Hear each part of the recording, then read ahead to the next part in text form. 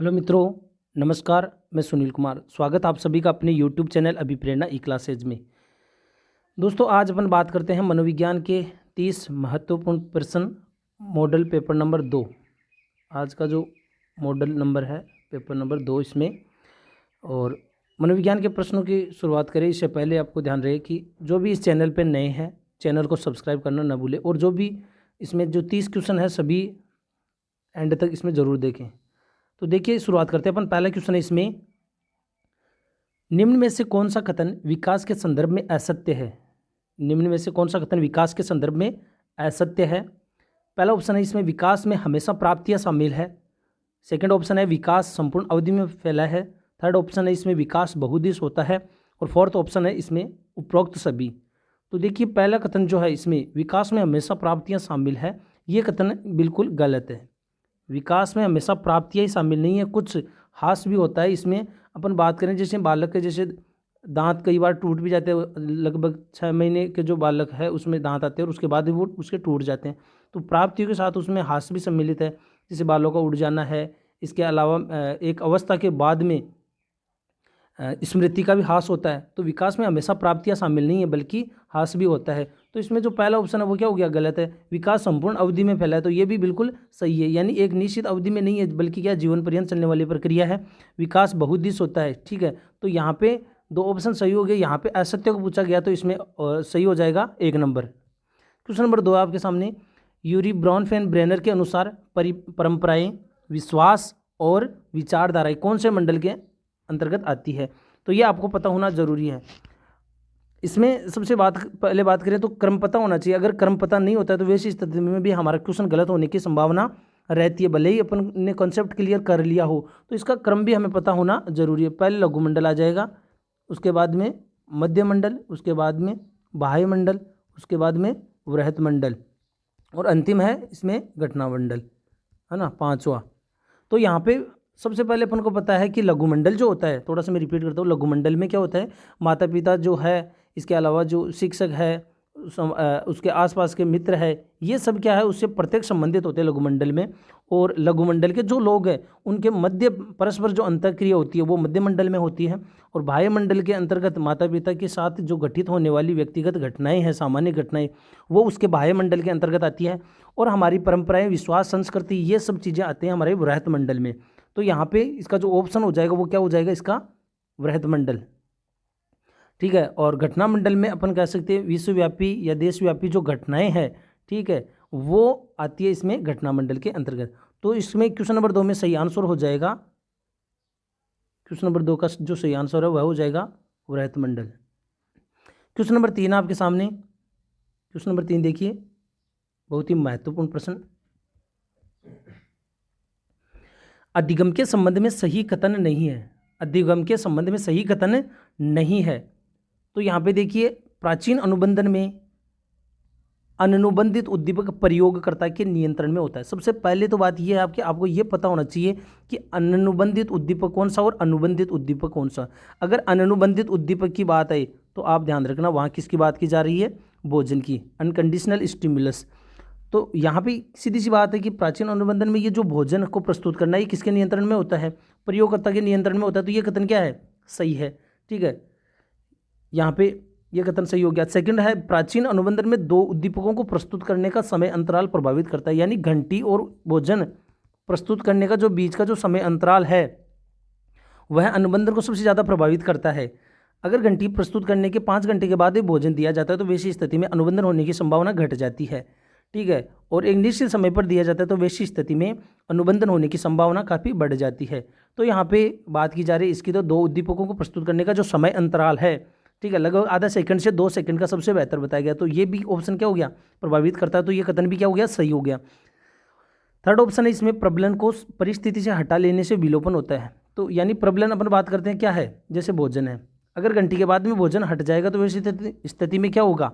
अनुबंधन हो जाने के बाद में अगर प्रबलन को परिस्थिति से हटा लिया जाता है तो वैसी स्थिति में विलोपन होगा। तो यह कथन भी क्या हो गया? सही हो गया। तो अब आपके सामने वैसे ही आपके सामने एक ऑप्शन बचा है। अगर 3 ऑप्शन या 2 ऑप्शन को आप निकाल देते हैं तो आपकी संभावना हो जाती है क्वेश्चन के सही होने की काफ़ी ज़्यादा। यहाँ पे जो 4th ऑप्शन है, उद्दीपक सामान्यीकरण में प्रयोज्य मिलते जुलते उद्दीपकों के प्रति अनुक्रिया नहीं करता है। ये अनुक्रिया नहीं करता है, अगर यहाँ पे ये आ जाता करता है तो ऑप्शन सही हो सकता था, लेकिन यहाँ पे नहीं करता है। ऐसा नहीं होता है। मिलती जुलती चीज़ों के प्रति अनुक्रिया करना क्या कहलाता है? उद्दीपक सामान्यीकरण कहलाता है। तो यहाँ पे जो ऑप्शन हो गया गलत कौन सा हो गया? 4 नंबर। तो इसका जो सही आंसर हो जाएगा क्वेश्चन नंबर 3 में 4 नंबर। ठीक है, नेक्स्ट क्वेश्चन की बात करते हैं। क्वेश्चन नंबर 5 आपके सामने, वांछित अनुक्रिया पर पुनर्बलन दिया जाता है। वांछित अनुक्रिया पर पुनर्बलन कौन सा दिया जाता है? आपके सामने ऑप्शन है सतत पुनर्बलन, ठीक है, ब यहाँ पे आंशिक पुनर्बलन, स उपरोक्त दोनों, द कोई नहीं। तो दोस्तों जो वांछित अनुक्रिया पर जो पुनर्बलन है दोनों ही दिया जा सकता है, सतत भी और आंशिक भी। ठीक है, हालांकि यहाँ पे सबसे बड़ी बात आपको सिर्फ इतनी पूछी है कि वांछित अनुक्रिया पर पुनर्बलन दिया जा सकता है। आपको ये नहीं पूछा है कि कौन सा बेटर है, कौन सा कम अच्छा है, ये चीज़ आपको नहीं पूछी है। तो इसका जो सही आंसर क्या हो जाएगा? उपरोक्त दोनों। इसका जो सही आंसर क्या हो जाएगा? उपरोक्त दोनों। चलिए नेक्स्ट क्वेश्चन नंबर 5 की बात करते हैं। क्वेश्चन नंबर 5 आपके सामने, अधिगम का प्रतिरूपण सिद्धांत किसने दिया है? अधिगम का प्रतिरूपण सिद्धांत किसने दिया है? तो अधिगम का मॉडलिंग थ्योरी अपन जिसको कहते हैं, और मॉडलिंग थ्योरी की अगर मैं बात करूं तो आप बिल्कुल समझ जाओगे।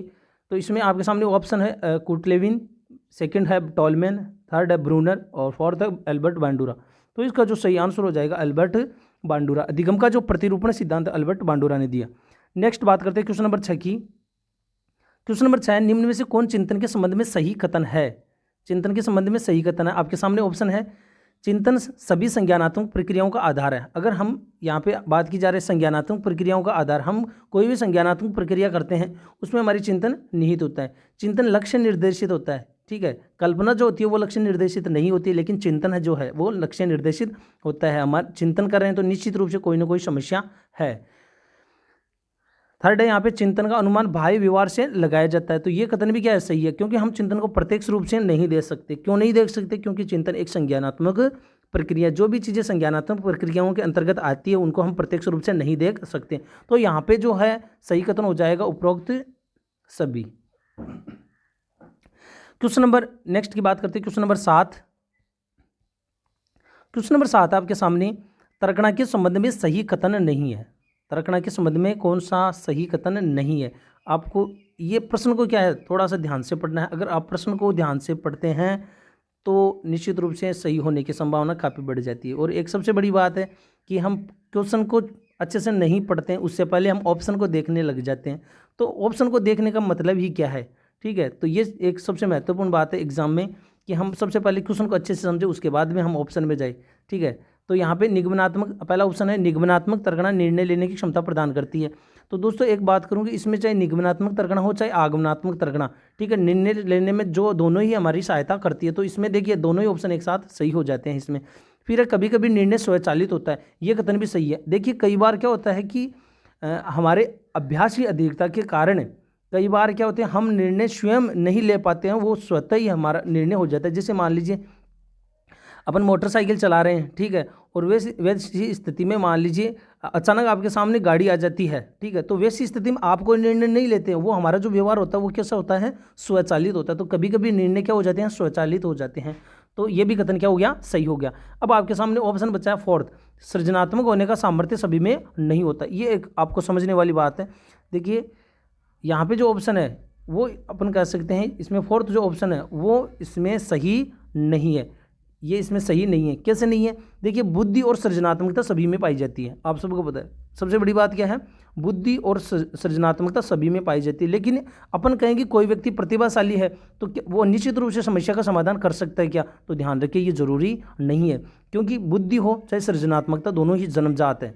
महत्वपूर्ण बात क्या है? बुद्धि और सृजनात्मकता जन्मजात है, लेकिन उसका विकास हो पाएगा या नहीं हो पाएगा ये निर्भर करेगा उसके वातावरण पे। अगर उसको अच्छा वातावरण नहीं मिला है, ठीक है, तो वैसी स्थिति में उसको जो योग्यता जन्मजात रूप से मिली है बुद्धि और सृजनात्मकता की, उसका समुचित विकास नहीं हो पाएगा। और अगर समुचित विकास नहीं हो पाएगा तो चाहे वो प्रतिभाशाली हो लेकिन फिर भी समस्या का समाधान नहीं कर पाएगा, क्योंकि जन्म से प्रतिभाशाली है लेकिन अगर उसको अच्छा वातावरण नहीं उपलब्ध कराएगा तो बुद्धि का जो उसका अधिकतम विकास है वहाँ तक उसका विकास नहीं हो पाएगा। वही बात सृजनात्मकता के लिए लागू होती है।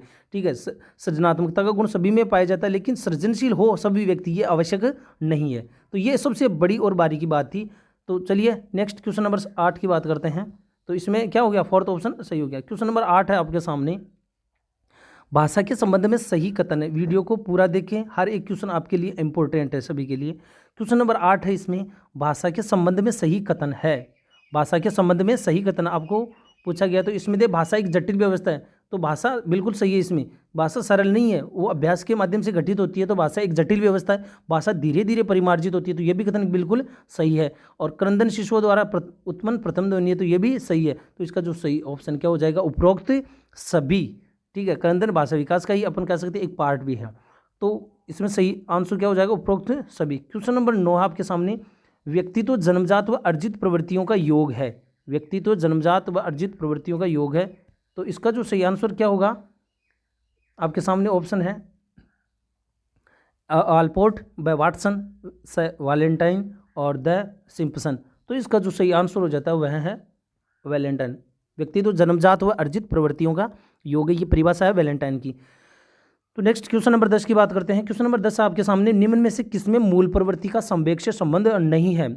ठीक है, आप ये ना सोचें कि हमारा समय व्यतीत हो रहा है एग्जाम की नज़दीकी वजह से, लेकिन आपको सीखने को भी बहुत कुछ मिल रहा है, इसलिए वीडियो को ज़रूर पूरा देखें।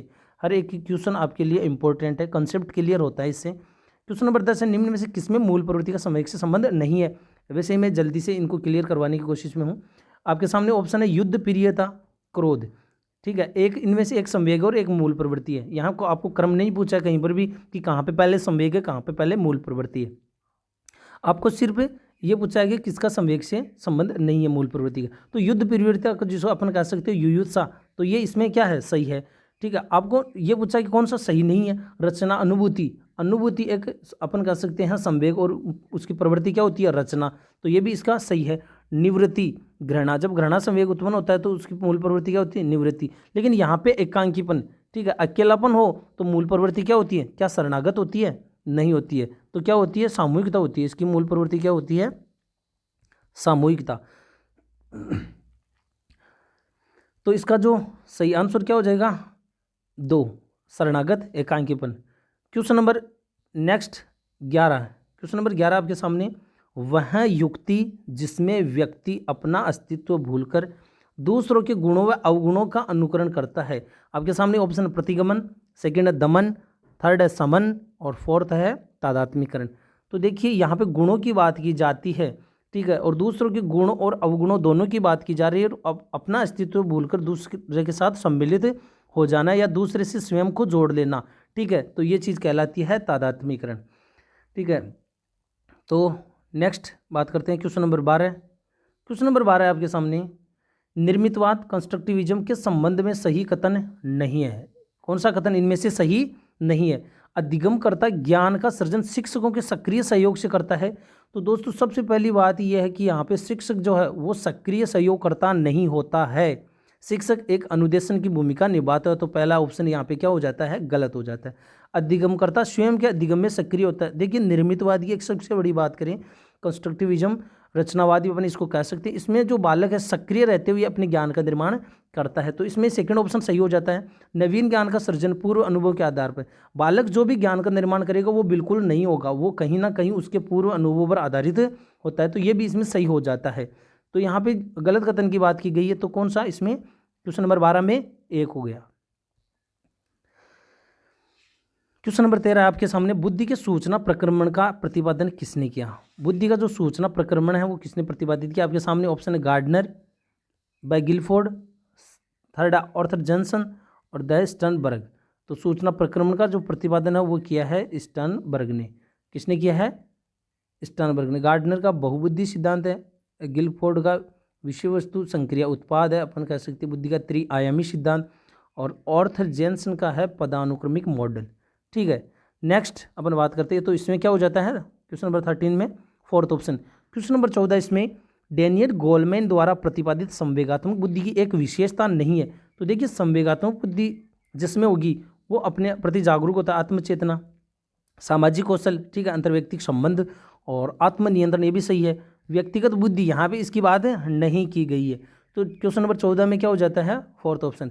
जो सभी क्वेश्चन आपके लिए नए हैं, ठीक है। तो यहाँ पे क्वेश्चन नंबर 15 की बात करते हैं। नेक्स्ट, निम्न में से मुख्यतः अर्जित नहीं है। निम्न में से कौन मुख्यतः अर्जित नहीं है यानी जन्मजात है। तो देखिए मोस्टली अगर बात करें तो अभिप्रेरणा में तो प्रेरकों की बात होती है, तो प्रेरकों के आधार पर हम पता लगा सकते हैं कि कौन जन्मजात है कौन अर्जित है। तो यहाँ पे अभिप्रेरणा के आधार पर तो हम कह नहीं सकते कि अभिप्रेरणा जन्मजात होती है, ठीक है। तो इसमें क्या हो गया, अर्जित नहीं है, तो ये भी नहीं होगा, ठीक है। रुचि है, रुचि भी क्या है, अर्जित है। अभिवृत्ति हमारी एक दृष्टिकोण है, वो भी अर्जित है। तो यहाँ पे सबसे बेटर की बात करें तो वो क्या हो जाएगा, अभियोग्यता, एप्टीट्यूड, अभी इसको कह सकते हैं हम। तो ये क्या है, व्यक्ति की जन्मजात योग्यता है जिसको कौशल प्रशिक्षण या अभ्यास के द्वारा उसमें कुशलता अर्जित की जाती है। नेक्स्ट क्वेश्चन नंबर 16 आपके सामने, व्यक्तिगत भिन्नता के संदर्भ में सही कथन है। व्यक्तिगत भिन्नता के संदर्भ में सही कथन आपको पूछा गया है। तो हम, फर्स्ट ऑप्शन है आपके सामने, हम सभी बुद्धि, रुचि आदि में व्यक्तिगत भिन्नता रखते हैं। तो सही है ये कथन, ठीक है। हम सभी बुद्धि, रुचि आदि में व्यक्तिगत भिन्नता रखते हैं। फिर है बुद्धि, अभिरुचि, अभिक्षमता लोगों में सभी स्तरों पर समान होती है। ये कथन गलत है, सभी स्तरों पर समान नहीं होती है। व्यक्ति के बाह्य कारकों की अपेक्षा, देखिए यहाँ पे देखना है, अभी अपन बात करते हैं, व्यक्ति के बाह्य कारकों की अपेक्षा आंतरिक कारकों के आधार पर व्यक्तित्व की भविष्यवाणी की जाती है। बाह्य कारकों की अपेक्षा व्यक्तित्व में केवल आंतरिक कारकों के आधार पर व्यक्तित्व की भविष्यवाणी की जाती है। तो ये कथन भी क्या है, गलत है। तो यहाँ पे देखिए आपको बात क्या कहिए कि इनमें से सही कथन पहचानना था। तो सही कथन इसमें क्या हो जाता है, हम सभी बुद्धि, रुचि में व्यक्तिगत भिन्नता रखते हैं। दोनों ऑप्शन क्या हो गए, गलत है। प्रश्न की लैंग्वेज को अच्छे से समझना है, उसके बाद में ऑप्शन को अच्छे से समझना है। अगर आप सावधानी से करते हैं तो निश्चित रूप से पूरे पेपर में 150 क्वेश्चन अगर आप करते हैं तो कम से कम 4-5 प्रश्न आप सही कर लेते हैं। तो यहाँ पे तैयारी बहुत लोगों ने की है, लेकिन बात सबसे बड़ी ये होगी कि कौन सावधानी से पेपर को करता है, ये सबसे ज़्यादा महत्वपूर्ण होगा। नेक्स्ट क्वेश्चन नंबर 17 आपके सामने, वह युक्ति जिसमें व्यक्ति अपनी कमियों की व्याख्या स्वीकार्य कारकों के आधार पर करता है। देखिए यहाँ पे एक सबसे महत्वपूर्ण जो शब्द है, ठीक है, कमियों की व्याख्या एक तो, और किसके आधार पे, स्वीकार्य आधार पे। यहाँ पे सबसे महत्वपूर्ण जो शब्द है, देखिए युक्तियाँ जो बनाई जाती है अपन कह सकते हैं अप्रक्षेपी विधियों के अंतर्गत, वो सभी युक्तियाँ स्वीकार्य नहीं होती है, या अपन कह सकते हो उनमें तार्किकता नहीं होती है। सभी युक्तियों में तार्किकता नहीं होती है, ठीक है। लेकिन कुछ युक्तियाँ कुछ ऐसी होती हैं कि जिसमें हमारी जो तार्किकता है, या अपन कह सकते हैं तर्क संगत है, वो युक्ति बनती है। तो तर्क संगत युक्ति केवल और केवल युक्तिकरण में बनती है, ध्यान रखिए, तर्क संगत है। बाकी देखिए यहाँ ऑप्शन में करता हूँ पहले, प्रतिगमन यानी पिछली अवस्थाओं की ओर चले जाना, ठीक है। तो यहाँ पे ये अपने लिए व्यक्तिगत रूप से आप कोई ना कोई युक्ति नहीं बता रहे, किसी को कुछ ना कुछ बात नहीं बताते आप प्रतिगमन में, आप अपने ही व्यवहार में परिवर्तन करते हैं। सबसे बड़ी बात यहाँ पे है, यहाँ पे युक्तियों की बात की गई है, ठीक है। अपनी कमियों की व्याख्या, प्रतिगमन में आप कोई कमी की व्याख्या नहीं करते हो, समझना इस चीज़ को, आप कमी की कोई व्याख्या नहीं करते हो, आप अपने ही व्यवहार को क्या है, पिछली अवस्था की ओर ले जाते हो। तो इसमें ये भी नहीं होगा। फिर दमन, दमन में भी सेम यही चीज़ है, आप अपने ही व्यवहार में परिवर्तन करते हो, आप दमन में कोई युक्ति नहीं निकालते हो कि आप चेतन से क्या ले जा रहे हो, अपने ही व्यवहार में अपनी जो इच्छाओं को अचेतन में ले जा रहे हो, किसी को आप बता नहीं रहे हो, किसी को आप बता ही नहीं रहे हो, को अपनी कमियों की व्याख्या ही नहीं करते हो दमन में। तो ये भी कथन क्या हो गया, गलत हो गया। तादात्म्यकरण में क्या हो रहा है, हम अपने आप को जोड़ रहे हैं दूसरों से, कोई ना कोई अपनी कमियों की व्याख्या ही नहीं कर रहे हैं, तो ये भी कथन। लेकिन युक्ति और युक्तिकरण में क्या हो रहा है, हम अपनी कमी की व्याख्या बता रहे हैं। चारों ऑप्शन आपके सामने है, ठीक है, चारों ऑप्शन जो मैंने बताया उस तरीके से सोचना है भाई। प्रतिगमन में आप अपने ही अवस्था जो है, अपन बात करते हैं किशोर अवस्था से पहली अवस्था में चले जाते हैं, आपने कोई कमी की व्याख्या थोड़ी की है, नहीं की है। दमन में भी सेम यही हो रहा है, आप अपनी जो इच्छाएं हैं उसको क्या है, किसी दूसरों को नहीं बता रहे, आप सिर्फ चेतन से उसको क्या ले जा रहे हैं, अचेतन में ले जा रहे हैं जैसे।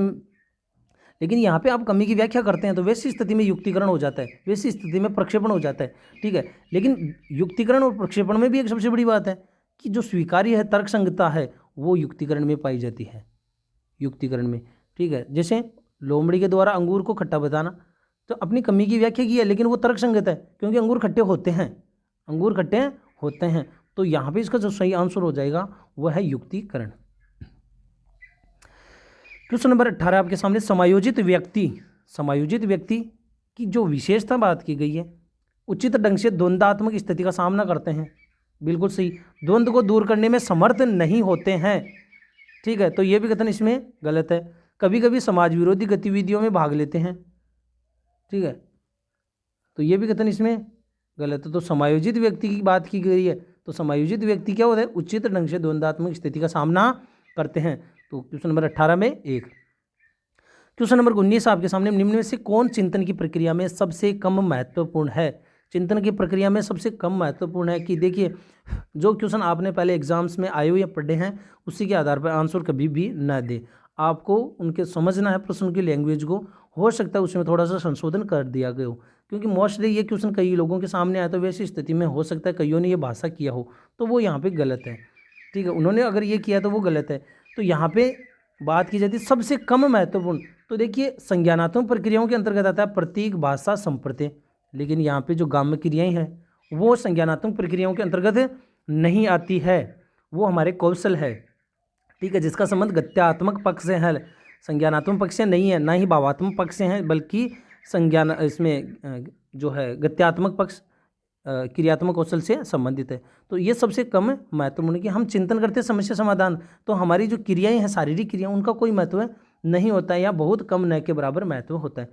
तो नेक्स्ट क्वेश्चन नंबर 20 है, मनोविज्ञान के किस संप्रदाय में तथ्यात्मक व वस्तुनिष्ठ विधियों पर बल देता है। देखिए वस्तुनिष्ठता क्या है, यहाँ पे वस्तुनिष्ठता है जिसको हम प्रत्यक्ष रूप से अवलोकित कर सके, वस्तुनिष्ठता। ठीक है, या जिसके व्यवहार के परिणामों में अंतर नहीं आए, अपन एक विधि भी पढ़ते हैं। ठीक है, अलग अलग लोगों के द्वारा देखने पर या अंकन करने पर भी उसके अंकों में विभिन्नता ना आए, तो उसमें कौन सा गुण होता है, वस्तुनिष्ठता। तो वस्तुनिष्ठता वो है जिसमें हम किसी के व्यवहार का प्रत्यक्ष रूप से अवलोकन कर सकते हैं। मनोविश्लेषणात्मक में कभी भी व्यक्ति के व्यवहार का प्रत्यक्ष रूप से अवलोकन नहीं कर सकते, क्यों, क्योंकि यह संज्ञानात्मक से संबंधित है, और संज्ञानात्मक में कभी भी उसकी जो मानसिक प्रक्रियाओं का अवलोकन नहीं कर सकते। गेस्टाल्टवाद में भी यही है, संज्ञानात्मक, यहाँ पे अवलोकन की बात की जा रही है। ठीक है, यहाँ पे गेस्टाल्टवाद में देखिए, गेस्टाल्टवाद भी संज्ञानात्मक से संबंधित है, तो इसमें जो भी चिंतन, स्मृति, प्रत्यक्षीकरण है उसका क्या है, वस्तुनिष्ठ रूप से अवलोकन नहीं कर सकते। वस्तुनिष्ठ अगर शब्द दे दिया जाता है, आप बिल्कुल वहाँ पे पूरे कॉन्फिडेंट के साथ वहाँ पे व्यवहारवाद कीजिए। ठीक है, वहाँ पे वस्तुनिष्ठता किसमें रहती है, हम अवलोकन कर सकते हैं। देखिए बिल्ली के द्वारा जो व्यवहार है वो किया जा रहा है, वो थार्नडाइक अवलोकित कर रहा है। ठीक है, पावलोव के सिद्धांत में कुत्ते के द्वारा जो किया जाए व्यवहार है वो अवलोकित किया जाने वाला है। स्किनर में सिद्धांत में जो चूहे द्वारा किया जाने वाला व्यवहार है वो अवलोकित किया जा रहा है, उसमें मतभेद नहीं है, आत्मनिष्ठता नहीं है। ठीक है, और मानवतावाद अपन कह सकते हैं यहाँ पे ये भी नहीं होगा। तो इसमें जो सही आंसर हो जाता है वो क्या हो जाता है, इसमें व्यवहारवाद। क्वेश्चन नंबर आपके सामने है, तो इसमें क्वेश्चन नंबर 20, हाँ क्वेश्चन नंबर 21 की बात करते हैं। क्वेश्चन नंबर 21 आपके सामने, निम्न में से कौन सा विकास के संबंध में सही कथन है। विकास के संबंध में सही कथन आपको पूछा गया है, तो विकास आश्रितता से स्वायत्तता की ओर होता है, यानी बालक सबसे पहले आश्रित होता है, उसके बाद में आत्मनिर्भर होता है, तो ये इसमें सही है। सेकंड है, इसमें विकास सार्वभौमिक प्रक्रिया नहीं है, विकास सार्वभौमिक प्रक्रिया नहीं है, तो इसमें यह कथन क्या हो गया, गलत हो गया। विकास के सभी पहलू एक दूसरे से अंतर संबंधित न होकर पर्याप्त रूप से स्वतंत्र होते हैं, तो स्वतंत्र नहीं होते, सभी पहलू है, चाहे वो कोई भी हो, चाहे ज्ञानात्मक हो पक्ष से संबंधित हो, भावात्मक पक्ष से संबंधित हो, तो शारीरिक हो, मानसिक हो, सामाजिक हो, सांवेगिक हो, सभी जो है नैतिक पक्ष सभी एक दूसरे से जुड़े हुए हैं। तो इसमें सही कथन की बात की गई है, तो सही कथन क्या हो जाता है इसमें, क्वेश्चन नंबर 21 में ए।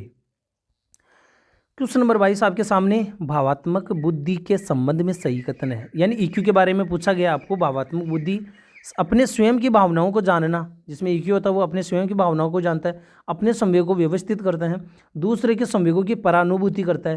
ठीक है, और यहाँ पे जो बात करते हैं, एक तो होता है अनुभूति और एक होता है परानुभूति, दोनों में अंतर है। अनुभूति क्या होता है, दूसरों की जो स्थिति है उसको महसूस करना है ना, और एकदम दूसरे की स्थिति में चले जाना। ठीक है, दूसरे की स्थिति में ही चले जाना, जैसा सेम एग्जैक्ट वो महसूस कर रहा है ठीक वैसा ही हम महसूस करने लग जाए, तो वो परानुभूति है। जबकि समानुभूति में क्या होता है, हम दूसरे की भावनाओं के थोड़ा बहुत उदास रह सकते हैं, उसकी भावनाओं के प्रति थोड़ा समझ सकते हैं, लेकिन परानुभूति क्या है, पूर्ण रूप से जैसा वह फील कर रहा है वैसा हमारे द्वारा फील करना, वो परानुभूति की स्थिति कहलाती है। तो इसमें जो सही कथन हो जाता है उपरोक्त सभी। नेक्स्ट इसमें बात करते हैं क्वेश्चन नंबर 23, प्रतिभाशाली बालकों की पहचान के लिए महत्व देना चाहिए। प्रश्न ये भी अलग है, बात किया आपने क्या पढ़ा है उससे हटकर है।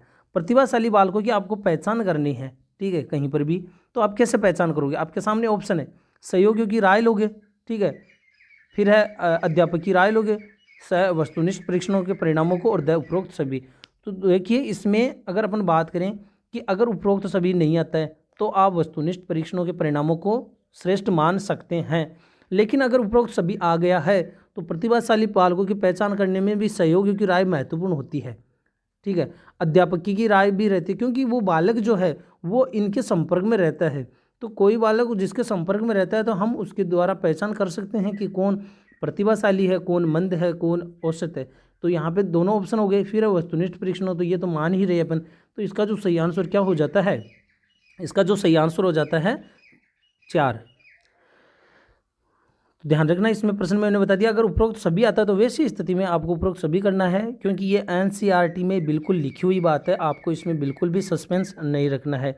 क्वेश्चन नंबर 24 है, अधिगम असक्त बालकों के लक्षण है। अधिगम असक्त बालकों के लक्षण है तो देखिए यहाँ पे बुद्धि लब्धि 70 से कम होना अधिगम असक्त की एक महत्वपूर्ण वजह। निम्न बुद्धि लब्धि या उपलब्धि अपन कह सकते हैं। सीमित अभिरुचियाँ, तो यहाँ पे इसका सही क्या आंसर हो जाए उपरोक्त सभी। आपको किसी भी क्वेश्चन में सस्पेंस नहीं रखना है। आप फुल कॉन्फिडेंट होकर आप रहिए कि जो मैंने बताया है उस पर आप पूर्ण रूप से विश्वास करें। ठीक है, आपको ये नहीं कि कोई भी क्वेश्चन गलत बता दिया गया है तो ऐसे दिमाग में भी नहीं आना चाहिए। ठीक है, पूरी चीज़ ऑथेंटिक है हर एक क्वेश्चन। क्वेश्चन नंबर 25 है, शिकागो क्रियात्मक परीक्षण किस प्रकार का परीक्षण है। शिकागो क्रियात्मक परीक्षण की बात की जाए तो पहली बात है क्रियात्मक परीक्षण है तो अशाब्दिक है। क्रियात्मक परीक्षण है कौन सा है, अशाब्दिक। शिकागो है तो वो कौन सा हो गया, सामूहिक हो गया। तो दोस्तों इसका जो सही आंसर है वो क्या हो जाता है, सामूहिक अशाब्दिक परीक्षण। बाकी इसमें बात करें व्यक्तिगत क्रियात्मक परीक्षण जो है या सामूहिक शाब्दिक परीक्षण, देखिए शाब्दिक शब्द है तो वो कथन गलत ही हो रहा है वहाँ पे। ठीक है, ये व्यक्तिगत नहीं है, वो क्या है, सामूहिक है। तो इसका जो सही आंसर हो जाता है तो क्या हो जाता है 4। नेक्स्ट क्वेश्चन महत्वपूर्ण, प्रश्न पत्र में प्रश्नों की संख्या बढ़ाने से परीक्षा का निम्नलिखित गुण अधिक प्रभावित होता है। आपके सामने ऑप्शन है वस्तुनिष्ठता, उपयोगिता, थर्ड है व्यापकता, वैधता। देखिए प्रश्न अगर सीमित हो गया, अगर एक पेपर लेते हैं और वैसी स्थिति में अगर आप उसमें से आपको ये कहा जाता है कि सिर्फ 5 क्वेश्चन ही देने हैं, तो वैसी स्थिति में आप पूरी जो बुक है उसको सम्मिलित नहीं कर पाओगे, उसके सभी कंसेप्ट सभी चैप्टर को आप क्लियर उसको शामिल नहीं कर पाओगे। लेकिन जैसे जैसे प्रश्नों को आप शामिल करोगे वैसी वैसी स्थिति में उसमें व्यापकता का जो गुण है वो बढ़ता जाएगा। तो यहाँ पे प्रभावित होने वाला गुण कौन सा है, व्यापकता। नेक्स्ट क्वेश्चन नंबर 27, कंप्यूटर सहायक अनुदेशन की परिसीमा है। यहाँ को अपन को लिमिटेशन पूछी है तो ये अनुसंधान के पद्धतियों का विश्लेषण करने में सहायक है, परीक्षा परिणाम तैयार करने में भी सहायक है, शिक्षण व अनुदेशन में भी सहायक है। लेकिन यहाँ पे जो है विद्यार्थी के भावनात्मक या संवेगात्मक वातावरण तैयार करना, ये इसकी एक परिसीमा या लिमिटेशन है। तो क्वेश्चन नंबर 27 भी कंप्लीट। क्वेश्चन नंबर 28 की बात करते हैं, खेल विधि के जन्म जाता है। तो सबको पता है, इसमें आपके सामने ऑप्शन है किलपैट्रिक, मारियो मोंटेसरी, थर्ड है मॉरिसन और फोर्थ है हेनरी कॉल्डवेल कुक। तो इसका जो सही आंसर हो जाता है क्या है, हेनरी कॉल्डवेल कुक।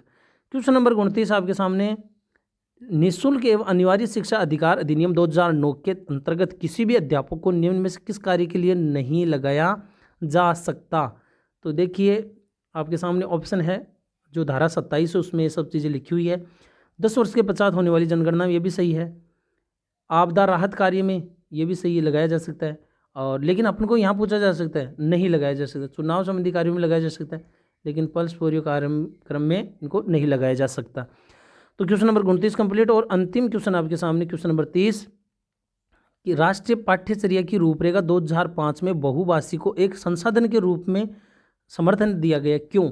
कक्षा में देखिए विभिन्न संस्कृति या विभिन्न पृष्ठभूमि से आने वाले बालकों को कक्षा में स्थान दिया जाना चाहिए, क्यों, क्योंकि यह एक तरीका है जिसमें प्रत्येक बालक सुरक्षित महसूस करता है, यानी उसको लगता है कि हमारी भाषा का भी कहीं ना कहीं महत्व है, भाषागत पृष्ठभूमि के कारण कोई भी बालक पीछे न छूटे। तो ये भी बिल्कुल सही है। ठीक है, तो इसमें जो बात करते हैं नेक्स्ट ऑप्शन, इसमें थर्ड ऑप्शन है आपके सामने कि यह बालकों को अपने विश्वास के लिए प्रोत्साहन देता है। जैसे मैंने बताया कि अगर बालकों की भाषा को महत्व देगी तो उनको अपने ऊपर विश्वास होगा और उसको अपन क्या कर सकते हैं, उसकी भाषा को भी प्रोत्साहन मिलेगा। तो इसका जो सही आंसर हो जाता है वो क्या हुआ है, उपरोक्त सभी। तो ये थे आज के 30 महत्वपूर्ण क्वेश्चन। तो क्वेश्चन कैसे लगे अपने कमेंट जरूर करें और अपने दोस्तों तक शेयर करना न भूलें और चैनल को ज़रूर सब्सक्राइब करें ताकि हमेशा आने वाली जो वीडियो है, चाहे वो किसी भी एग्जाम से रिलेटेड हो, चाहे रीट हो, सीटेट हो, चाहे सेकंड ग्रेड हो, फर्स्ट ग्रेड हो, सभी के लिए आपके लिए सबसे यूनिक और सबसे ऑथेंटिक प्रश्न आपको यहाँ से मिलेंगे। धन्यवाद।